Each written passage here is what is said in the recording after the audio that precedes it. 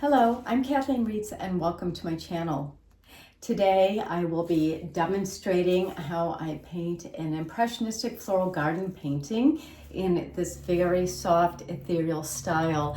And this will be a three-part series. Today I'm going to be demonstrating how I paint my very cloudy, misty skies, and then video number 2 will follow next week, and I will be showing you how I paint my greenery. And then the third and final video will be how I paint the floral portion of my painting. I really hope that you learn a lot and enjoy this demo. I'm going to set up and jump right into it. Let me know when the video is over if you have any questions. I'd love to answer your questions and see your comments in the comments section. I will be listing colors and mediums that I use throughout the video in the description boxes, which is the description box is the text box right underneath my videos. I will be listing my colors and my supplies and materials there. So if you would like to know what colors and products I'm using, I will put links in the box below. But let's go ahead and dive right into it. Thank you so much for watching. Don't forget to like and subscribe to my channel so that you can see video number 2 and video number 3. Here I'm just applying a medium blue color that I mixed to my canvas, and this is the base I'm going to start with.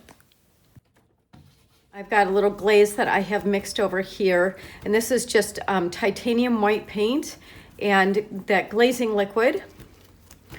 So I've got this nice, it's very thin, probably a ratio of maybe 60% glazing liquid with 40% titanium white paint. And I'm gonna come over now to my canvas. And I'm just gonna start here and wipe off a little bit of excess and take my glazing liquid by itself.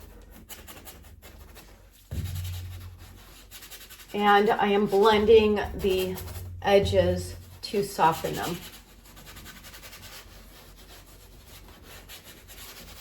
This paint here is still, I've got some that's still a little bit wet, so I'm gonna go back into that and soften this even more.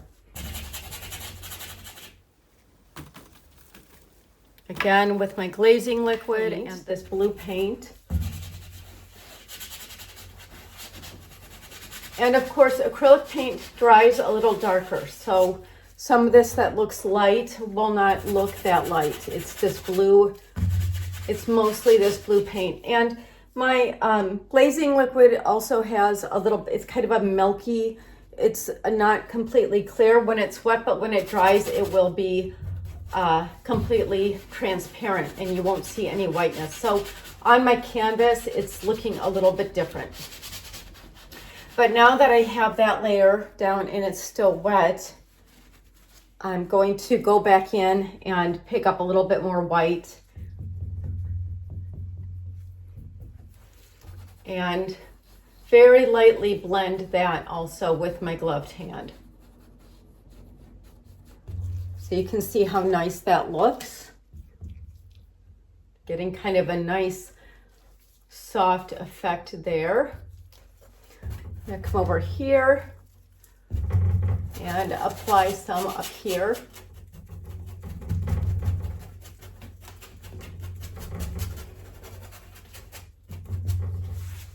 Wipe off my brush again and blend. Now again, that's mostly just the glazing liquid. Here's some blue paint, grab that. This blue paint again is mixed with the glazing liquid. And I'm using my gloved hand to blend. In fact, I'm going to just pick up some of that blue paint with my gloved hand. Just kind of easier sometimes to work with. These gloves are so smooth. They glide over the surface and of course won't leave brush marks like brushes will.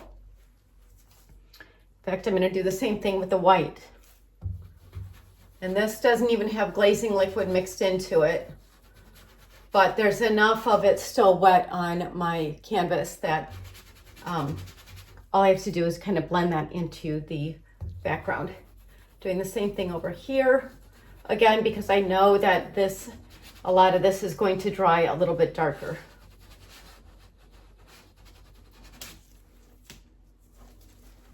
Okay, wipe off my brush a little, come back over to my palette and grab some more of the white and glazing liquid. And actually, I think I need a little bit more in this area before I move on to my next area.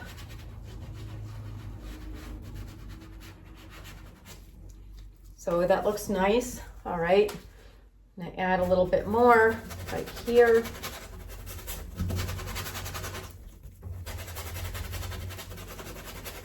Okay, wipe off my brush a little, come back over to my palette and grab some more of the white and glazing liquid.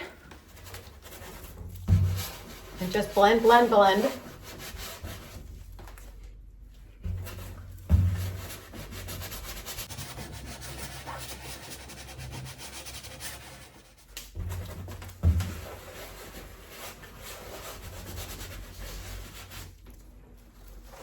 Now I'm just going to pick up some more of that white with my finger and blend that directly on my canvas.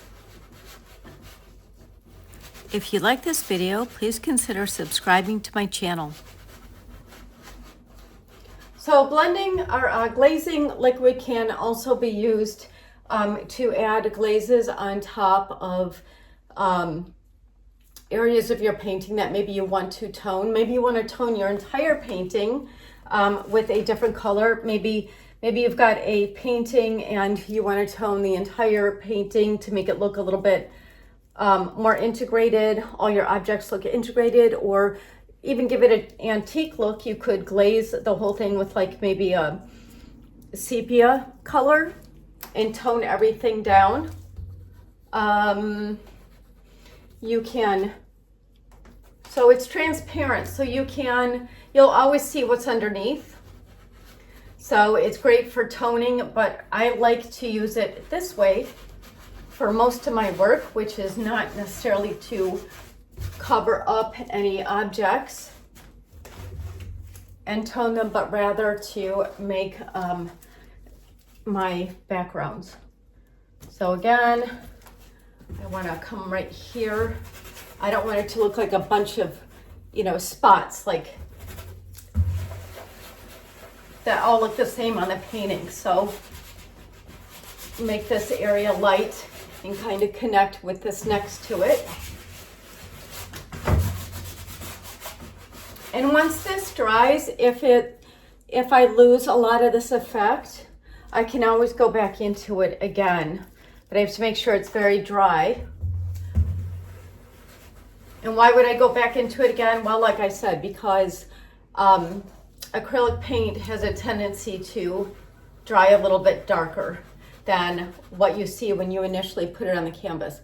Now, a lot of times I don't have a problem with that, but for something like this, I will lose some of these areas, which in some ways I don't really mind. I see like this area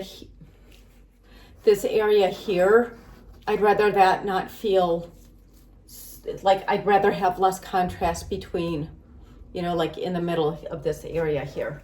So this is kind of a slower process, I suppose you could say, because I do need to see what it looks like when it's dry and see if there's anything more I want to do to it.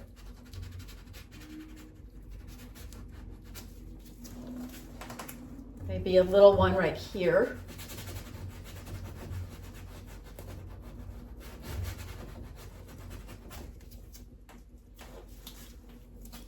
So I think I'm going to bring some blue into that. Little blue glaze. Like this. It's got white in it too.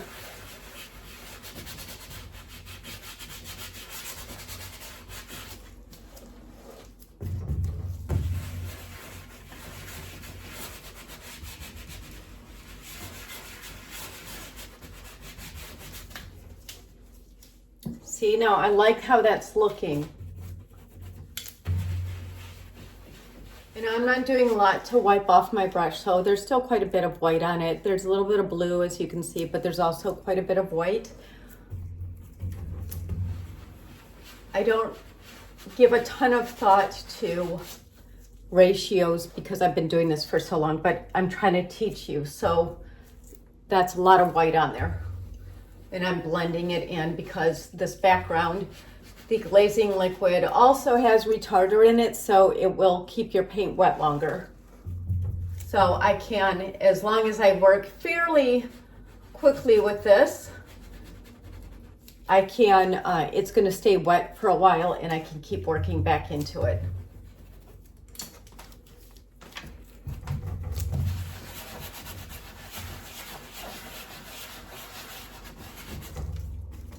Now I've got a lot of blue mixed with white that I'm picking up, and it might not even really show up that much.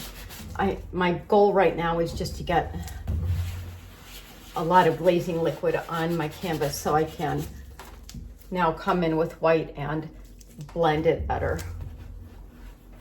There, so a lighter touch. I'm just skimming my hand across the surface to blend that white. I think I'll bring that out here though. I don't want everything to feel like a bullseye either. I like to, I don't know if you've ever noticed, but I like a lot of my paintings to touch the edges and kind of go off the edges of my canvas. Otherwise, they tend to, you know, I feel like sometimes people just paint something in the center of the canvas, or it can feel a little claustrophobic. And if we're looking at a scene in nature, there's no borders, you know, everything, it goes off. If you take a photo of something, everything goes off to the sides. It doesn't just end. So that looks like a cloudy sky to me. A little bit more. And there's no rules. I mean, you can just keep going, whatever you want your sky to look like. You could even maybe come in with some darker areas if you wanted to. But if you do that, I'd be very cautious. Otherwise, it's going to start looking a little strange. So a little bit more here, I think.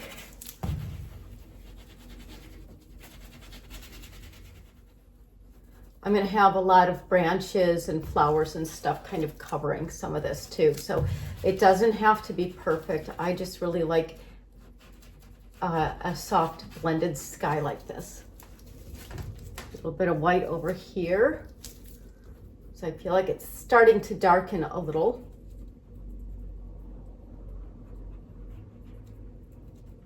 So you really just want to have a light touch there.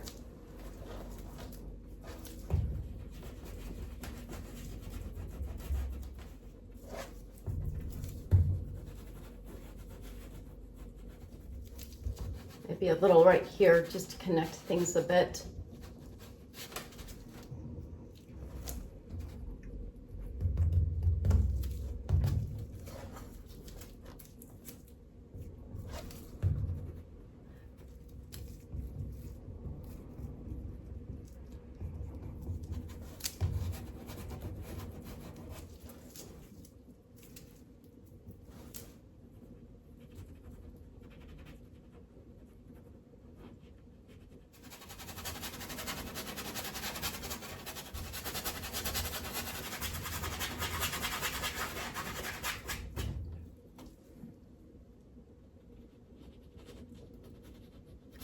So this is mostly dry. I have decided to, now that it's mostly dry, I've decided to tap in a little bit more of the white in some areas just to give it a little bit more eye flow and interest. Make it look a little bit more like clouds. So again, a very light touch. is all that's needed. I'm just tapping my finger and spreading the paint around.